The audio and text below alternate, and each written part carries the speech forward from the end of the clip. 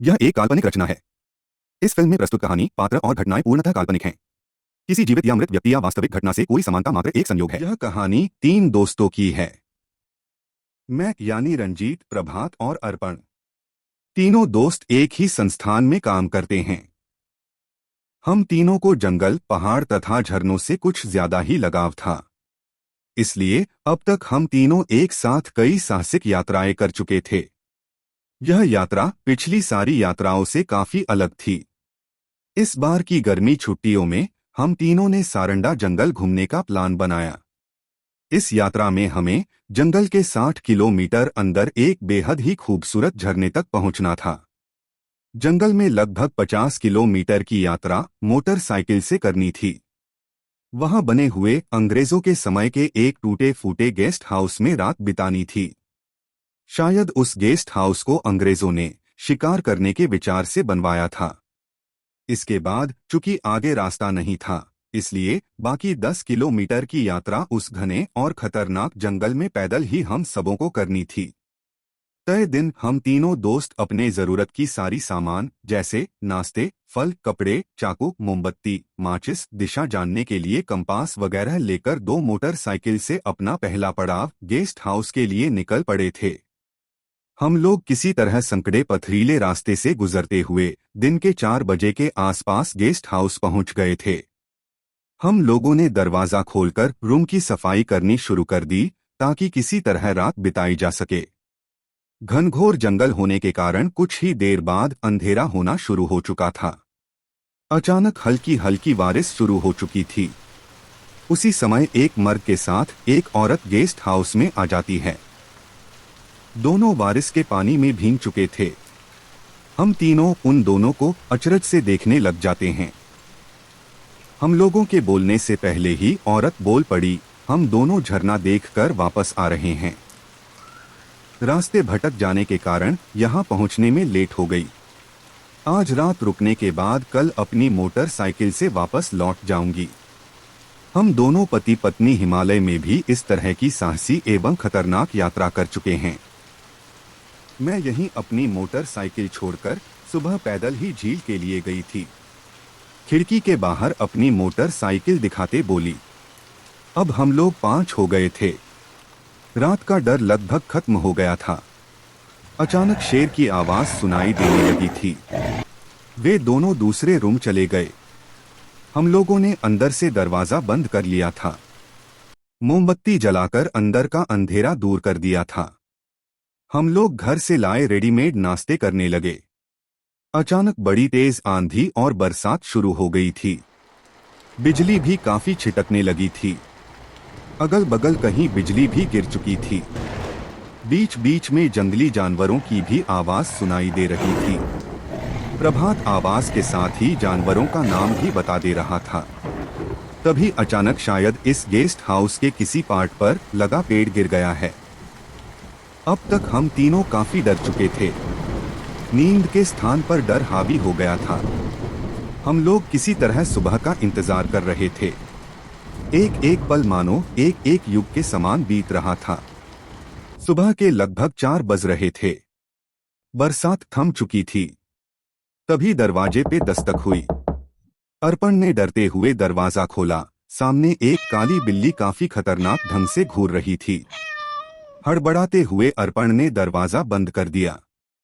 हम लोगों ने सोचा था शायद पति पत्नी होंगे। लगभग 5 बज रहे होंगे।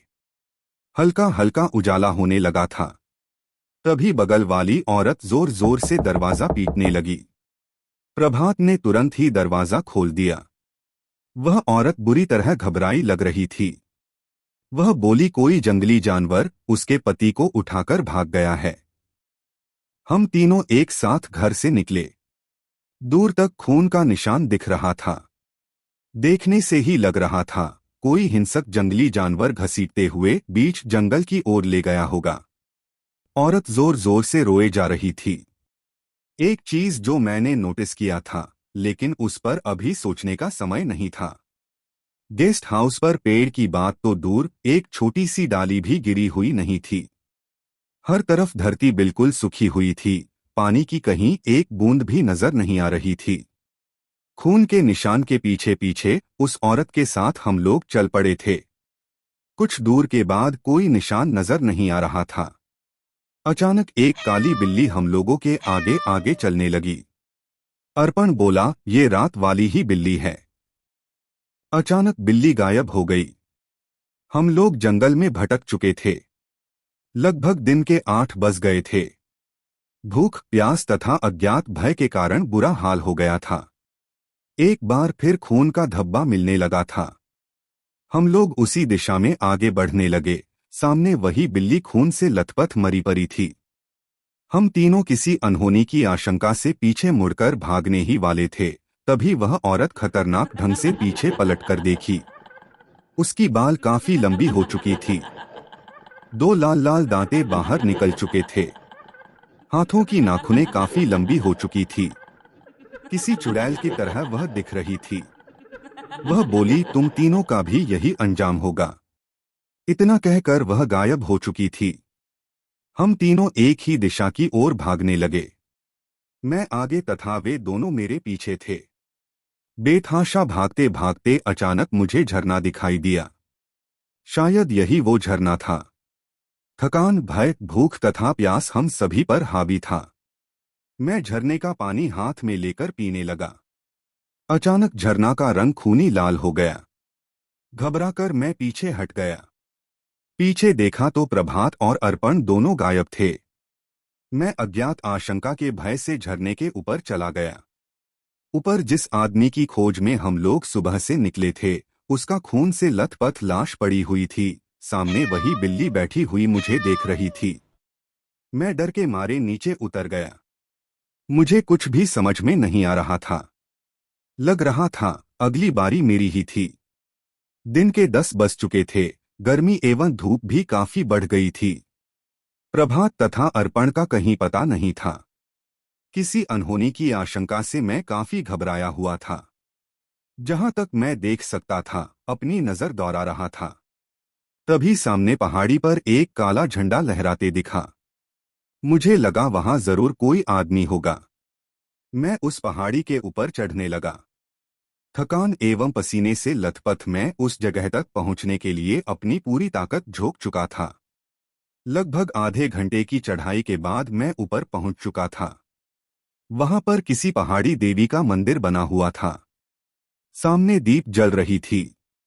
मैं इधर उधर देख रहा था।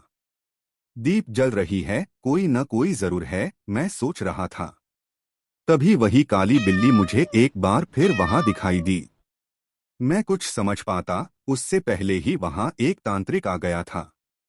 वह मुझे देखते ही बोला, तो तुम खुद ही आ गए। आज अमावस्या की रात तुम तीनों को बलि चढ़ाकर मैं सिद्धि प्राप्त कर लूंगा। अभी तक इस मंदिर में मैं 8 आदमियों की बलि दे चुका हूँ। आज 11वीं बलि देते ही मैं अजर अमर तथा सर्वशक्तिमान बन जाऊंगा, बोलकर अट्टहास करने लगा। चलो दोस्तों से मिलवा देता हूँ, कहकर मंदिर के पीछे मुझे लेके चला गया। वहां पर प्रभात तथा अर्पण दोनों बेहोशी की अवस्था में लेटे हुए थे। दोनों के हाथ बंधे हुए थे। तांत्रिक शायद रात वाली बलि पूजा की तैयारी के लिए चला गया था। काली बिल्ली दूर से मुझ पर नजर रखी हुई थी। मैं बगल में रखी पानी का छींटा दोनों के मुंह पर मारा तो दोनों होश में आ गए। प्रभात ने बताया कि चुड़ैल तथा काली बिल्ली, इन दोनों दुष्ट आत्माओं को तांत्रिक ने अपने वश में करके रखा है। हमें यहाँ पहुँचाने के बाद तांत्रिक ने चुड़ैल को अगले शिकार के लिए भेज दिया है। यह काली बिल्ली काफी खतरनाक है। हमें जड़ी सुंघाकर बेहोश करने से पहले यह बात तांत्रिक ने हमें बता दी थी। उसने यह भी हमें बताया था कि मेरे मरने के बाद ये आत्माएं अपने लोक वापस चली जाएगी। मतलब साफ था, हम तीनों को अगर अपनी जान बचानी है तो तांत्रिक की जान लेनी पड़ेगी। तभी तांत्रिक मुझे आते दिखा। इससे पहले मैंने दोनों का हाथ खोल दिया था। दिखावे के लिए हाथों में रस्सी लपेटी हुई थी। मैं भी बेहोशी का नाटक कर चुका था। तांत्रिक हाथों में जड़ी बूटी लेकर शायद मुझे भी बेहोश करने आया था। मेरे सामने जैसे ही उसने बैठने की कोशिश की, हम तीनों मिलकर उसको पटक कर अपने वश में कर चुके थे। बिल्ली खतरनाक ढंग से हमले के लिए हमारे तरफ बढ़ती उससे पहले ही अर्पण ने मंदिर से त्रिशूल लेकर तांत्रिक के सीने में भोंक दिया था। तांत्रिक मर चुका था। काली बिल्ली के साथ साथ दूर से आती दिख रही चुड़ैल भी गायब हो चुकी थी। मैंने पॉकेट से कंपास निकालकर दिशा का पता लगाया। हम तीनों सही दिशा की ओर भाग रहे थे। लगभग 4 बजे के आसपास हम लोग गेस्ट हाउस पहुंच गए थे। हम लोग कमरे से सामान निकालकर अपनी अपनी मोटरसाइकिल स्टार्ट कर चुके थे। 7 बजे शाम तक हम लोग अपने घर जमशेदपुर पहुंच गए थे।